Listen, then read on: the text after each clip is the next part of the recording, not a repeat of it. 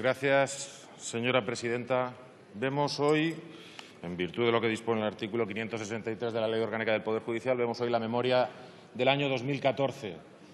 Y es un año que a mí me gustaría recordar por dos cuestiones. La primera es porque fue el año en el que el señor Lesmes, todavía presidente del Tribunal Supremo y del Consejo General del Poder Judicial, nos deleitó con aquella magnífica frase diciendo que al juez se le controla con el palo y la zanahoria. Algo que ha caracterizado la actuación de ese presidente del Consejo General del Poder Judicial. También fue el primer año completo, el primer ejercicio completo, después de la aprobación de la reforma de la organización y funcionamiento del Consejo General del Poder Judicial, de la Ley 6/85, mediante la Ley 4/2013. Una ley que, como tantas otras, aprobó el Partido Popular en práctica soledad en la Cámara y con el enfrentamiento del resto de grupos. Y una ley que ha producido una serie de efectos colaterales deseados por el Grupo Parlamentario Popular, que ha llevado a lo que podemos decir que es el fracaso más palmario por parte del Consejo General del Poder Judicial en cumplir su principal finalidad, que es velar por la independencia de jueces y magistrados. Y, señorías, no es una cuestión que señalemos nosotros en solitario, sino que la señala el informe Greco del Consejo de Europa, que ya en enero de este mismo año, del año 2014, este mismo año cuyo informe analizamos, hacía recomendaciones respecto a esta falta de independencia del Consejo General del Poder Judicial a raíz de la reforma de la Ley 4/2013, y el Gobierno las contestó. Pero, sin embargo, ese informe que acabamos de conocer, ha sido publicado el mes pasado, incide en esa falta de convicción del Consejo de Europa respecto a la independencia del Poder Judicial en España, del Gobierno del Poder Judicial en España. Los cambios de esa Ley 4/2013 han ido a reforzar el poder omnímodo de un presidente y de una comisión permanente del Consejo General del Poder Judicial que tiene todos los poderes del Consejo, en detrimento de un pleno que el constituyente quiso que tuviese 20 miembros y que por esa composición recogiese la pluralidad política, y que al final el legislador quiso que esa pluralidad política fuese la que emana de esta Cámara, y que, sin embargo, esa ley torció y ha hecho que al final sea ejecutada por una mayoría del Consejo General del Poder Judicial.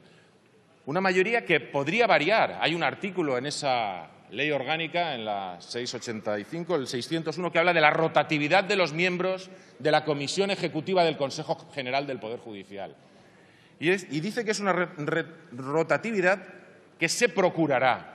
Es un fallo del legislador decir que se procurará la rotatividad y no obligar a esa rotatividad como mínimo medio para asegurar la pluralidad de la Comisión Ejecutiva.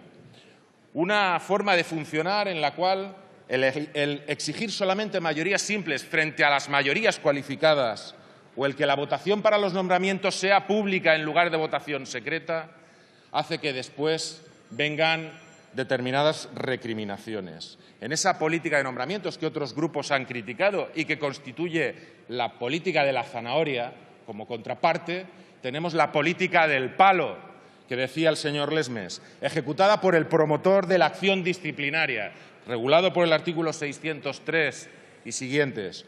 Un auténtico ejecutor de la política de castigos que el presidente de confianza del Partido Popular en el Consejo General del Poder Judicial ha venido ejerciendo contra jueces y magistrados. Mi grupo parlamentario, para corregir todas estas deficiencias que deberá corregir el legislador mediante una reforma que esperemos llegue más pronto que tarde, una nueva reforma de la Ley Orgánica del Poder Judicial, ha presentado 24 resoluciones por lo que afecta al comportamiento del propio Consejo General del Poder Judicial. El legislador ya resolverá lo que tenga que resolver, y estas indicaciones al Consejo General del Poder Judicial van sobre los temas que he comentado o sobre otras cuestiones tan fundamentales como la igualdad, la medición de las cargas judiciales, la independencia de la Policía Judicial, reforzar los jueces de adscripción territorial frente a una justicia interina que otros portavoces que me han precedido en el uso de la palabra han comentado también, mejorar la estadística. Hablamos de las sentencias no ejecutadas, un porcentaje altísimo de las sentencias no se ejecutan, un 62%. Hablamos de la dotación de juzgados, de la planta judicial. Hablamos de la atención a las mujeres víctimas de violencia, de las salas amables, de la formación de personal. Hemos presentado varias sobre la cuestión lingüística, por lo que afecta no solo al derecho de los usuarios de la justicia a dirigirse a ella en la lengua que consideren oportuno y conveniente sin que ello ocasione un retraso de la acción judicial, sino también a que en la acción de la justicia se utilicen el resto de lenguas oficiales del Estado y no solamente el castellano, que se haya sobradamente protegido. También sobre el destino de las tasas judiciales, sobre el funcionamiento del Exnet ya paradigmático y la compatibilidad de los diversos sistemas informáticos. Y, por último, para concluyo ya, señora presidenta, respecto a las enmiendas que se nos han presentado por parte de Ciudadanos y del Partido Popular, no las vamos a aceptar. Se han puesto de acuerdo en entrar en el tema de la lengua y ahí compartimos criterio con otros grupos de la Cámara y las vamos a someter en su integridad. Nada más y muchas gracias. Muchas gracias.